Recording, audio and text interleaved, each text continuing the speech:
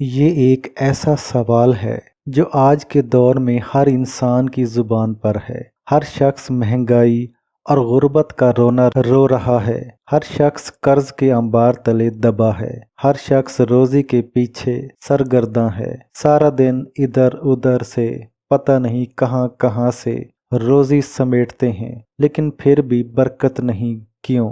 گھر میں بیوی اور بچوں کے ساتھ جھگڑا کہ ابھی پچھلے ہفتے تو گھی کا ٹین لایا تھا، اتنی جلدی ختم ہو گیا۔ چینی کیوں اتنی زیادہ ڈالتی ہو چائے میں؟ دیکھتی نہیں مہنگائی ہے۔ الغرض گھر کے کھانے پینے سے بھی برکت اٹھ گئی ہے۔ کیوں؟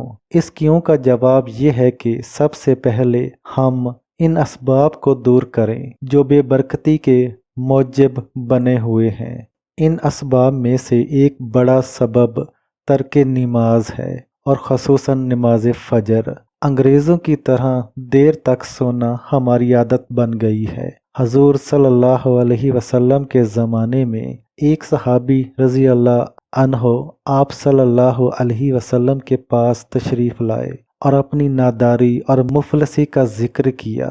آپ صلی اللہ علیہ وسلم نے حکم دیا کہ اپنے گھر کی دیواروں کو اونچا کر دو۔ صحابی رضی اللہ عنہ نے حکم کی تعمیل کی، اور کچھ دنوں بعد آپ صلی اللہ علیہ وسلم کی خدمت میں پیش ہوئے۔ بتایا کہ حالات ابھی بالکل ٹھیک ہو گئے ہیں، لیکن یہ دیواروں کے اونچا کرنے میں کیا مسہلت پوشیدہ تھی۔ ارشاد ہوا کہ تیرے گھر کے سامنے سے ایک بے نمازی شخص کا گزر ہوتا تھا، جس کی نحوست تیرے گھر پر اثر انداز ہوتی تھی، اور تیرے رزق سے برکت اٹھ گئی تھی۔ استغفر اللہ۔ یہ ایک بے نمازی کے صرف کسی کے گھر کے سامنے سے گزرنے کی حالت تھی، تو اگر گھر میں بھی بے نمازی موجود ہوں تو اس گھر کی نحوست اور بے برکتی کا آپ خود اندازہ لگا لیں۔ دوسری بڑی وجہ یہ ہے کہ ہم آخرت کی تیاری کو چھوڑ کر صرف دنیا کے پیچھے لگے ہوئے ہیں، اور پھر بھی ہمارے ہاتھ کچھ آتا نہیں۔ کیوں؟ حکایت ہے کہ ایک دفعہ دنیا کسی جاندار کی شکل میں ایک بزرگ کے پاس آئی، اور ایسی حالت میں کہ اس کے ماتھے سے خون رس رہا تھا اور دم کے بال جڑے ہوئے تھے۔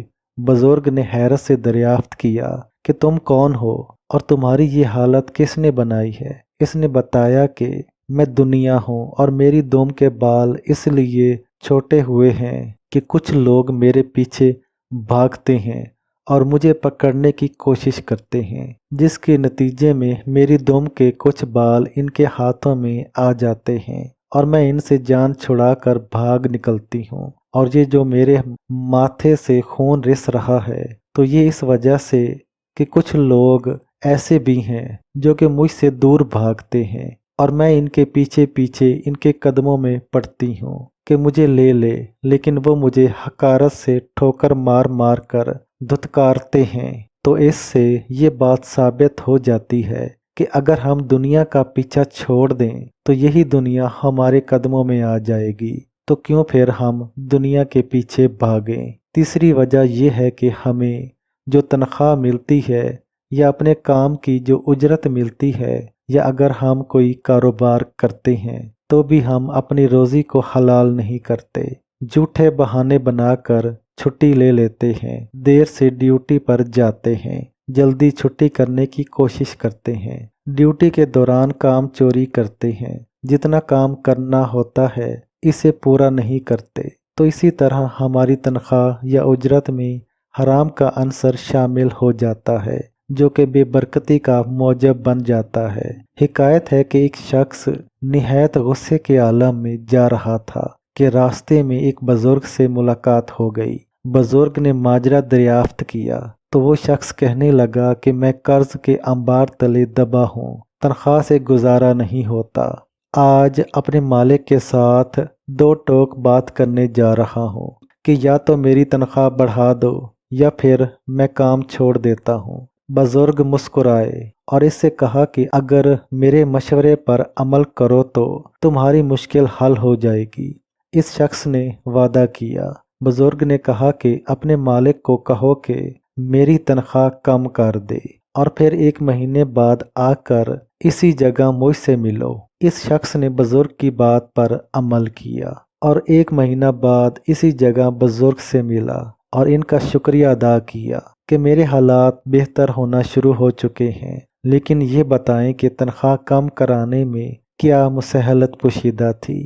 بزرگ نے مسکرا کر بتایا کہ تم جتنی تنخواہ لیتے تھے اتنی ڈیوٹی نہیں کرتے تھے، اس لیے تیری تنخواہ میں حرام کا عنصر شامل ہوتا تھا اور اس لیے تیری روزی میں برکت نہیں ہوتی تھی۔ قارئین کرام، اسی طرح اگر دیکھا جائے تو ہمارے روزمرہ زندگی کے بیشتر کاموں سے بھی برکت اٹھ چکی ہے۔ کھانے کھاتے وقت، پانی پیتے وقت، کوئی کام شروع کرتے وقت بہت ہی کم لوگ ہوں گے جو بسم اللہ شریف سے شروع کرتے ہوں گے، تو برکت کہاں سے آئے گی؟ میں ایک جگہ کسی مسجد میں ایک آویزاں بورڈ پڑھا تھا جس پر لکھا تھا فاقہ و تنگ دستی اور بیماری کے اسباب، بغیر بسم اللہ کے کھانا پینا، جوتے پہن کر کھانا، کھانے پینے کے برتن کو صاف نہیں کرنا، مہمان کو حقارت سے دیکھنا، اولاد کو گالی دینا، کھڑے ہو کر نہانا، ننگے سر بیت الخلاء میں جانا، دہلیز پر بیٹھنا، بزرگوں کے آگے چلنا، حمام میں پیشاب کرنا، ٹوٹا کنگا استعمال کرنا، غسل کرتے وقت باتیں کرنا۔ کچھ باتیں اور بھی تھیں لیکن میں بھول گیا ہوں۔ بہرحال اگر مندرجہ بالا اسباب پر غور کیا جائے اور ہم اپنا محاسبہ کر لیں تو ہمیں خود ہی پتہ چل جائے گا کہ ہم کتنے پانی میں ہیں۔ آخر میں اللہ تعالیٰ سے دعا ہے کہ ہمیں حرام کی کمائی سے دور رکھے اور ہمیں اور ہمارے بچوں کو رزق حلال سے نوازے اور ہمیں رزق حلال کمانے کی توفیق عطا فرمائے تاکہ ہماری روزی میں برکت آئے، اور ہمیں ان تمام باتوں سے منع فرمائے جن سے منع رہنے کا ہمیں حکم ملا ہے، اور ہمیں حضور اکرم صلی اللہ علیہ وسلم کی تعلیمات